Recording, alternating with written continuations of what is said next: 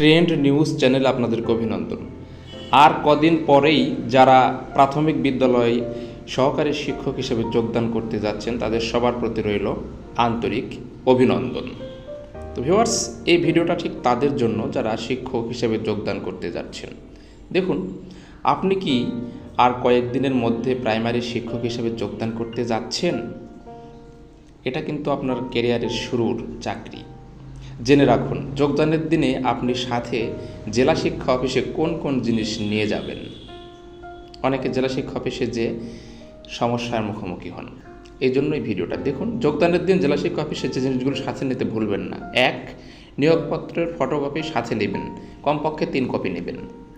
2. জেলা শিক্ষা অফিসার বরাবর যোগদানপত্র নেবেন 3 কপি। 3টা আলাদা আলাদা কপি অনলাইন থেকে বের করে নামের ওপর হাতে সিগনেচার দেবেন।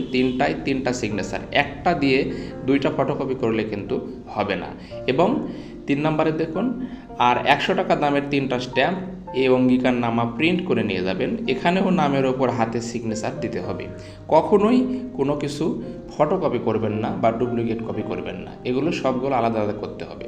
স্ট্যাম্পে সাক্ষীর স্বাক্ষর ফ্যামিলি মেম্বার দিলেও সমস্যা নেই। অনেকে সমস্যায় পড়ে যান যে সাক্ষী কে দেবেন, তো সাক্ষী বাবা, ভাই, স্বামী যাই দিক, কোনো সমস্যা নেই।